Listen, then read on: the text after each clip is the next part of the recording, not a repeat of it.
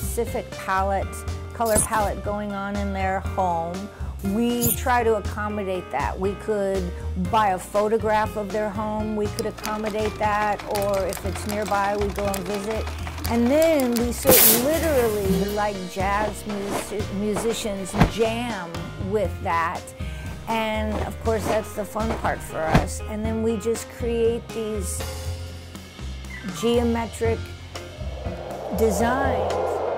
Throw out all the rules of what should and shouldn't work together, and we just put together things that rock our world.